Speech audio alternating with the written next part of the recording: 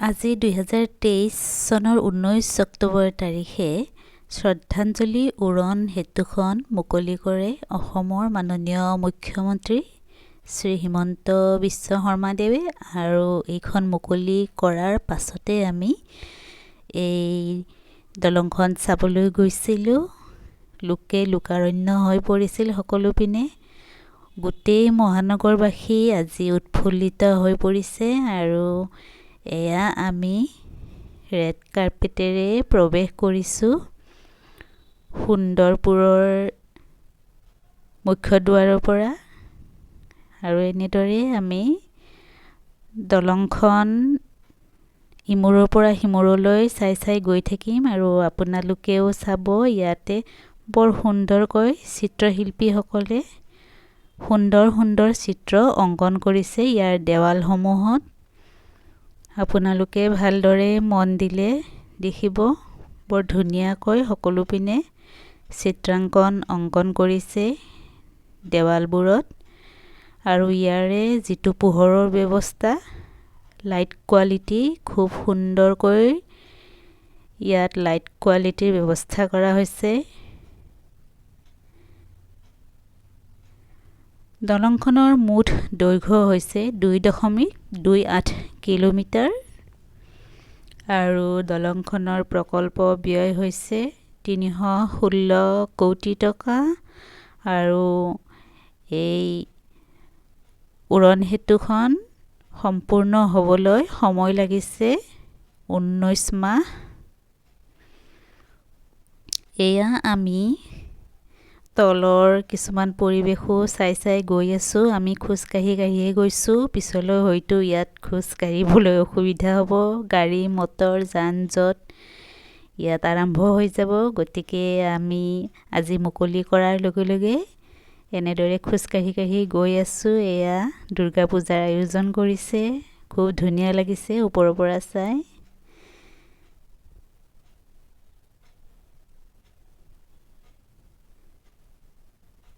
এয়া আমি জ্ঞান বিকাশ একাডেমি দেখা পালোঁ, জু তিনিআলি পামে। আৰু আমি এতিয়া গৈ আছোঁ।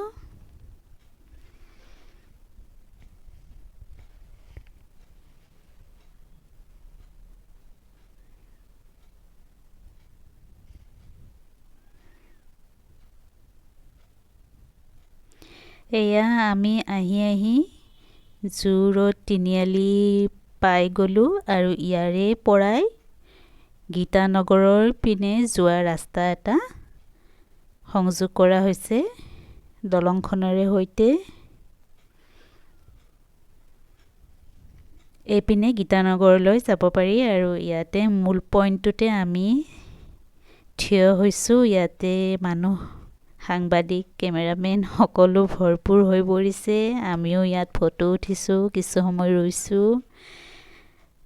পূজাৰ আগতে এটা বৰ সুন্দৰ পৰিৱেশ, পূজা লাগি গৈছে গুৱাহাটীবাসীৰ। এয়া মই অকণমান দেখাবলৈ চেষ্টা কৰিছোঁ। এই পিনেৰে এনেদৰে গীতানগৰলৈ যাব পাৰি। এইটো পথ দলঙৰ ওপৰেৰে এনেদৰে যাব পাৰিব। চানমাৰীৰ পিনৰ পৰা আপোনালোকে আহিলে।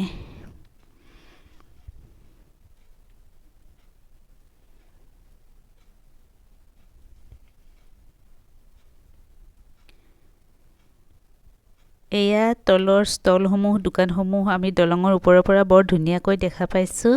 আৰু কমাৰ্চ পইণ্টত শেষ হৈছে দলংখন।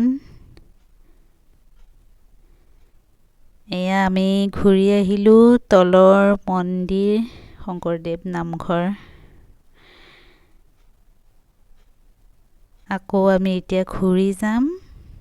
বাওঁফালৰ দৃশ্যসমূহ আপোনালোকক অকণমান দেখুৱাই আমি আকৌ ঘূৰি গ'লোঁ সুন্দৰপুৰলৈকে।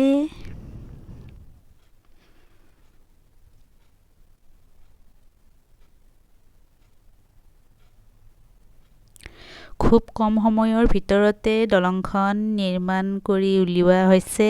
আৰু সকলোৱে যথেষ্ট কষ্ট কৰিছে। দলংখন উলিয়াবৰ বাবে দিনে নিশাই 24 ঘণ্টাই ইয়াত সকলোৱে কৰ্মৰত হৈ আছিল। গুৱাহাটীবাসীয়ে এনেকুৱা এখন দলং পোৱাৰ বাবে আজি বহুতেই উৎফুল্লিত। এয়া চাওক কিমান মানুহ গোট খাইছে। সকলোৱে এবাৰ মুখ্যমন্ত্ৰী ডাঙৰীয়াক চাবৰ বাবে ঢাপলি মেলিছে।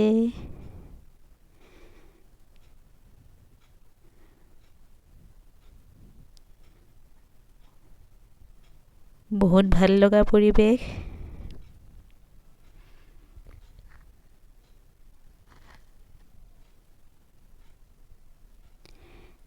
এয়া চিৰিয়াখানা। এইখন চিৰিয়াখানা আৰু এয়া দলঙৰ ওপৰৰ পৰা আমি অকণমান দেখুৱাবলৈ চেষ্টা কৰিছোঁ। এনেদৰে আমি আহি আকৌ পাই গ'লোঁ সুন্দৰপুৰ পইণ্ট পাই গ'লোঁ।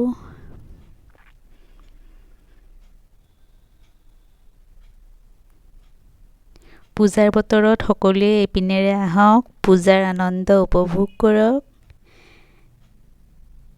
আমিও এপাক খোজকাঢ়ি আহিলোঁ। সকলোকে আকৌ দুৰ্গা পূজাৰ বহুত বহুত শুভেচ্ছা জনালোঁ। ধন্যবাদ।